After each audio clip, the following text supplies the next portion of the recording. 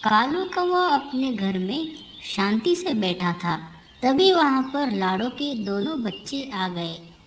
तभी उनमें से एक बच्चे ने कहा, कौवा मामा, हमें कहानी सुनाइए ना। हमारी माँ हमें कहानी नहीं सुना रही। तभी कालू बोला, अरे नहीं बेटा, मुझे कहाँ कहानी आती है। कालू मामा सुनाइए ना। माँ ने कहा, आप बहुत अच्छी कहानी सुनाते हो, सुनाइए ना प्लीज। अच्छा ठीक है बाबा, सुनाता हूँ। अच्छा सुनो।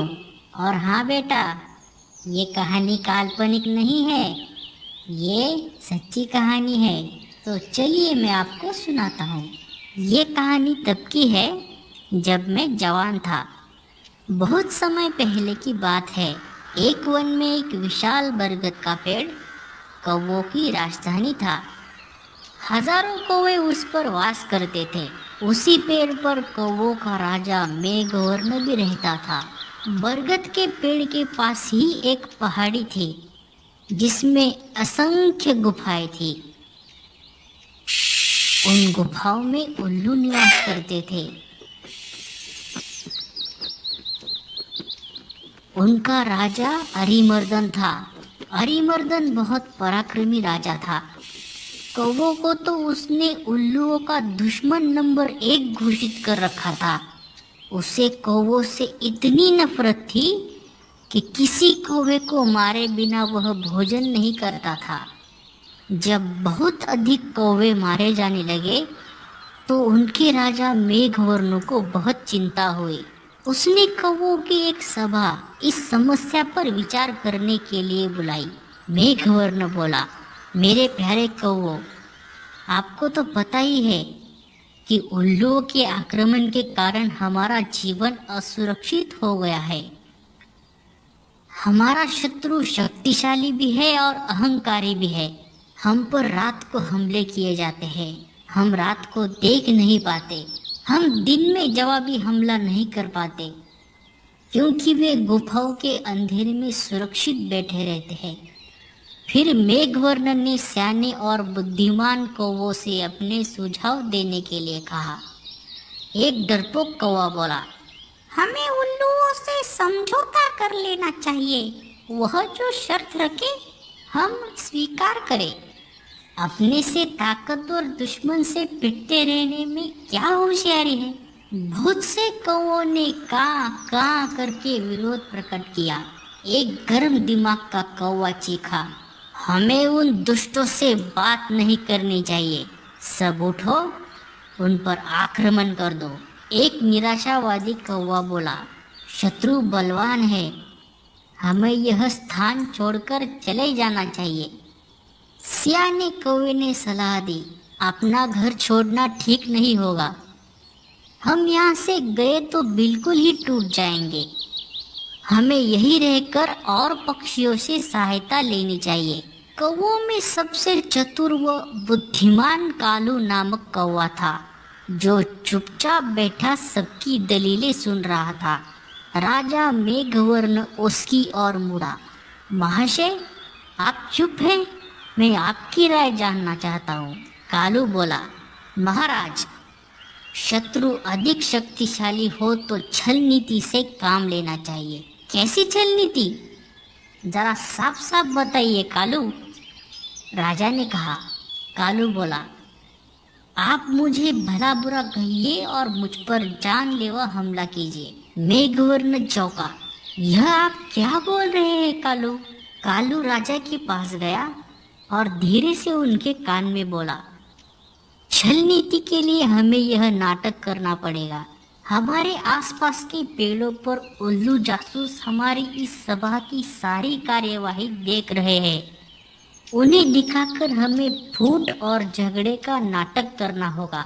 इसके बाद आप सारे कौवों को लेकर पास वाले पर्वत पर जाकर मेरी प्रतीक्षा करें। मैं उल्लुओं के दल में शामिल होकर उनके विनाश का सामान जुटाऊंगा। घर का भेदी बनकर उनकी लंका ढाऊंगा। फिर नाटक शुरू हुआ। कालू चिल्ला कर बोला, मैं जैसा कहता हूँ वैसा कर राजा के बच्चे। क्यों हमें मरवाने पर तुला है? मेघवर्ण चीख उठा, गद्दार, राजा से ऐसी बदतमीजी से बोलने की तेरी हिम्मत कैसे हुई? कई कौवे एक साथ चिल्ला उठे, इस गद्दार को मार दो। राजा मेघवर्ण ने अपने पंख से कालू को जोरदार छापड़ मारकर पेड़ से नीचे गिरा दिया और उसने घोषणा की, मैं गद्दार कालू को कौवा समाज से निकाल रहा हूँ। अब से कोई कौवा इस नीच से कोई संबंध नहीं रखेगा। आसपास के पेड़ों पर छिपे बैठे उल्लू जासूसों की आंखें चमक उठी। उल्लुओं के राजा को जासूसों ने सूचना दी कि कौवों में फूट पड़ गई है, मारपीट और गाली गलौज हो रही है। इतना सुनते ही उल्लुओं के सेनापति ने राजा से कहा, महाराज, यही मौका है कौवों पर आक्रमण करने का। इस समय हम उन्हें आसानी से हरा देंगे। उल्लुओं के राजा अरिमर्दन को सेनापति की बात सही लगी। उसने तुरंत आक्रमण का आदेश दे दिया। बस फिर क्या था, हजारों उल्लुओं की सेना बरगद के पेड़ पर आक्रमण करने चल दी, परंतु वहां एक भी कौवा नहीं मिला। मिलता भी कैसे? योजना के अनुसार मेघवर्ण सारे कौवों को लेकर पास के पर्वत की ओर कूच कर गया था।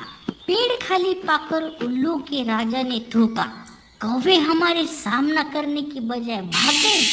ऐसे कायरों पर हजार थू। सारे उल्लू हु हु की आवाज निकालकर अपनी जीत की घोषणा करने लगे। नीचे झाड़ियों में गिरा पड़ा कालू कौवा सब देख रहा था। कालू ने का की आवाज निकाली। उसे देखकर जासूस उल्लू बोला, अरे यह तो वही कौवा है जिसे इनका राजा धक्का देकर गिरा रहा था और अपमानित कर रहा था। उल्लुओं का राजा भी आया। उसने पूछा, तुम्हारी यह दुर्दशा कैसे हुई? कालू बोला, मैं राजा मेघवर्ण का नीति मंत्री था। मैंने उनको नेक सलाह दी कि उल्लुओं का नेतृत्व इस समय एक पराक्रमी राजा कर रहा है। हमें उल्लुओं की अधीनता स्वीकार कर लेनी चाहिए। मेरी बात सुनकर मेघवर्ण क्रोधित हो गए और मुझे फटकार कर कौवों की छाती से बाहर कर दिया। मुझे अपनी शरण में लीजिए। उल्लुओं का राजा अरिमर्दन सोच में पड़ गया। अरिमर्दन के नीति सलाहकार ने कान में कहा, राजन, शत्रु की बात का विश्वास नहीं करना चाहिए। यह हमारा शत्रु है, इसे मार दो। एक चापलूस मंत्री बोला, नहीं महाराज, इस कौवे को अपने साथ मिलाने में बड़ा लाभ होगा। यह कौवों के घर के भेद हमें बताएगा। राजा को भी कालू को अपने साथ मिलाने में लाभ नजर आया।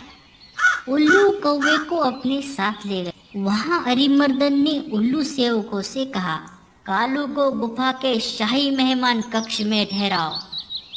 इन्हें कोई कष्ट नहीं होना चाहिए। कालू हाथ जोड़कर बोला, महाराज, आपने मुझे शरण दी, यही बहुत है। मुझे अपनी शाही गुफा के बाहर एक पत्थर पर सेवक की तरह ही रहने दीजिए। वहां बैठकर आपके गुण गाते रहने की ही मेरी इच्छा है। इस प्रकार कालू शाही गुफा के बाहर डेरा जमाकर बैठ गया। गुफा में नीति सलाहकार ने राजा से फिर से कहा, महाराज, शत्रु पर विश्वास मत करो।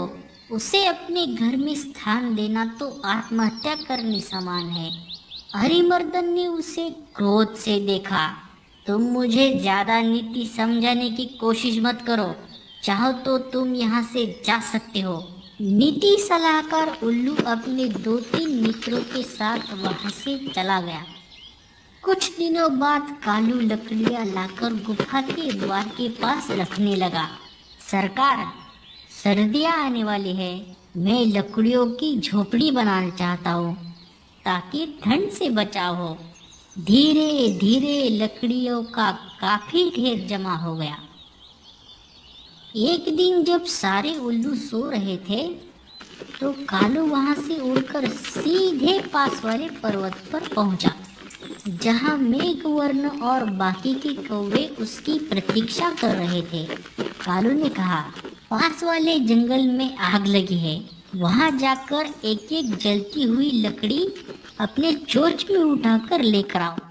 कौओं की सेना चोंच पे जलती लकड़ियां पकड़ कालू के साथ उल्लुओं की गुफा में आ पहुंचे। कालू द्वारा ढेर लगाई लकड़ियों में आग लगा दी गई। सभी उल्लू जलने या दम घुटने से मर गए। राजा मेघवर्णन ने कालू को कौवा रत्न की उपाधि दी। तो बच्चों, क्या सीखा आपने इस कहानी से?